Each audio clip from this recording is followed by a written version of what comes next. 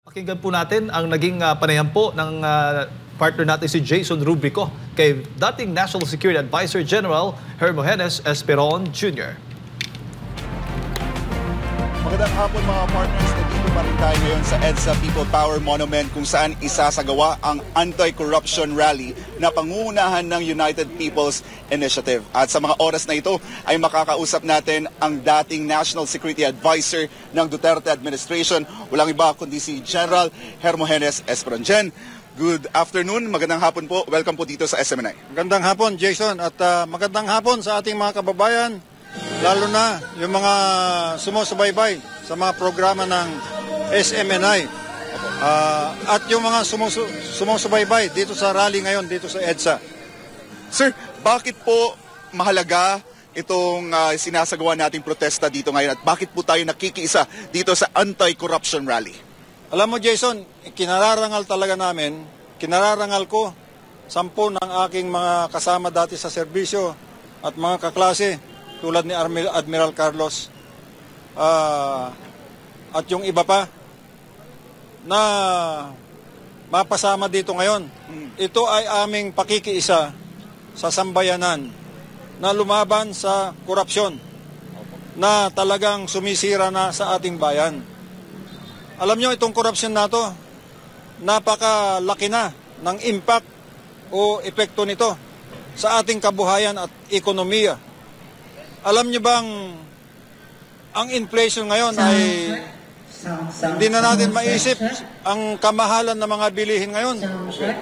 Kaya yung mga ating mga kababayan, lalo na sa mga daily wage earners, yung mga arawan kung magsweldo o buwanan man, ay talagang nahihirapan dahil sa kamahalan ng bilihin.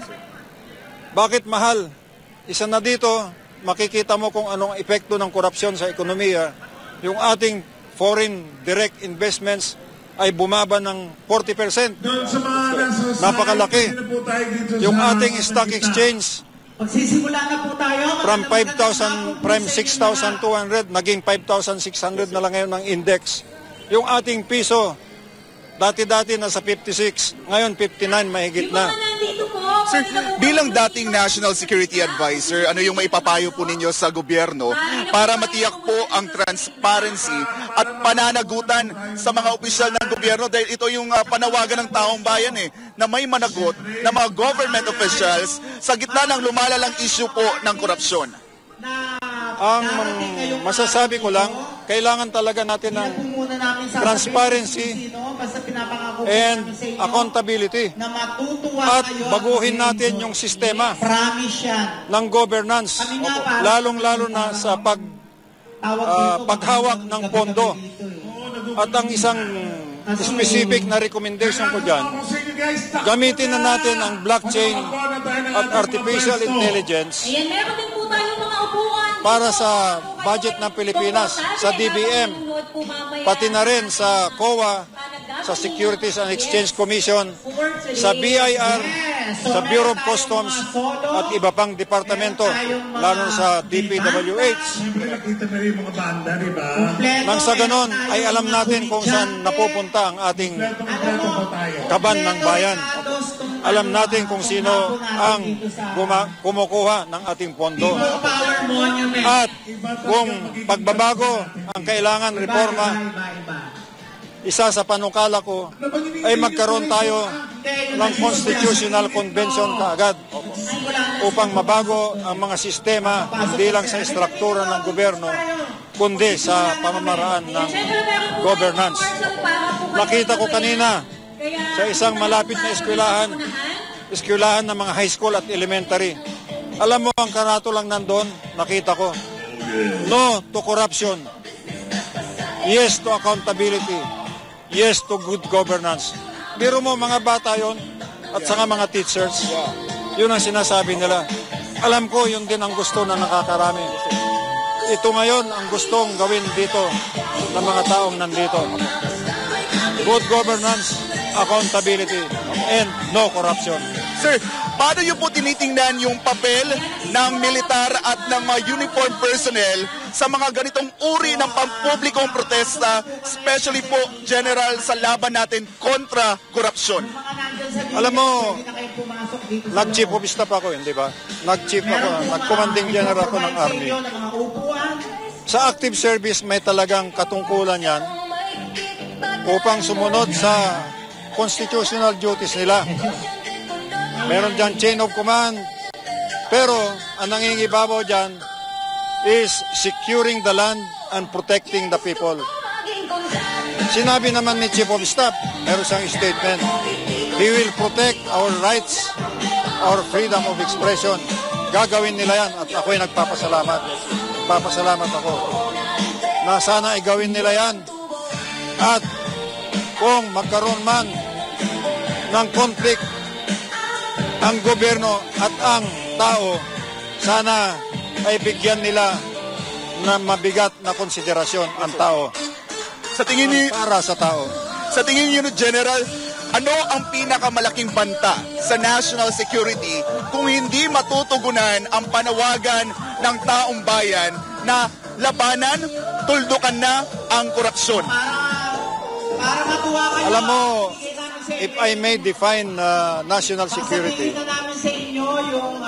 national security is a condition or a state where the welfare and well-being of the Filipino people, where territorial integrity and sovereignty, where our government efficiency of institutions, where our culture and way of life are preserved or protected or enhanced. Ngayon, ano ang sinasabi mong epekto sa national security? Lahat. Dahil sa corruption, apektado yung well-being ng Pilipino.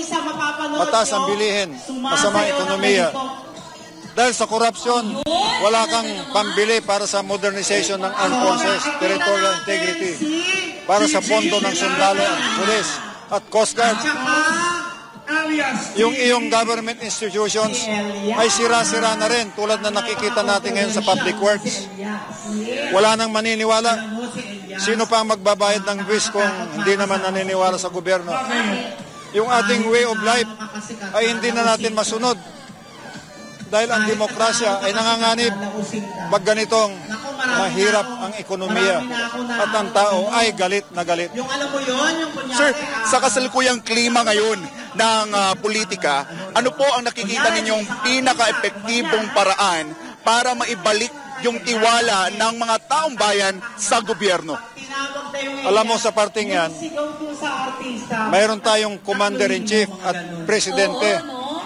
Para sa akin bilang galing ng militar, natatandaan ko pa rin yung command responsibility or presidential prerogative and presidency responsibility.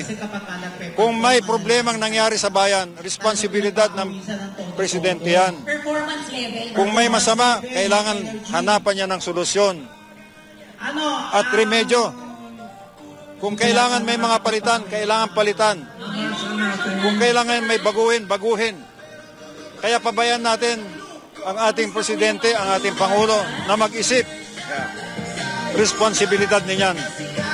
Kung hindi niya kaya, mananagot siya sa tao, sa ating mga kababayan. Sir, bilang panghuli na lang po, anong mensahe po natin sa ating mga taong bayan, especially sa ating mga men in uniform, sa ating mga kasundaluhan, at sa lahat ng otoridad po, especially sa nagpapatuloy natin na laban kontra korupsyon? Unang-una sa mga kasama kong retirado na nandito sa EDSA, o nasa Luneta, o nasa Cebu, o nasa Davao, o iba pang lugar sa Pilipinas o sa ibang bansa. Ako ay nakikiisa sa inyo, sa inyong galit sa korupsyon. Kung kaya nyong sumama dito sa rally, sumama kayo. Kung hindi man, samahan nyo kami online o suportahan nyo itong mga kababayan natin na pumupunta sa rally. Sa mga active na soldiers, na kasundaluhan, officers, gawin ninyo ang inyong constitutional duty. Just remember, we are the protector of the state and the people. Halina kayo dito, pumasok na kayo. Kung magkaroon ng conflict ang state o government at saka people, sana ay bigyan ninyo ng importansya ang ating people, ang ating mga kababayan. Alam nyo yan. At saludo ako sa inyo dahil mayroon kayong statement to respect freedom of expression and freedom of assembly. Maraming salamat po, General. At yan po, mga kababayan, ang dating National Security Advisor ng Duterte Administration. Walang iba kundi si General Hermogenes Esperon. At ito ang pinaka-latest updates mula dito sa EDSA People Power Monument para sa Diyos at sa Pilipinas kung mahal. Maraming salamat, Jason Rubrico, sa iyong balita.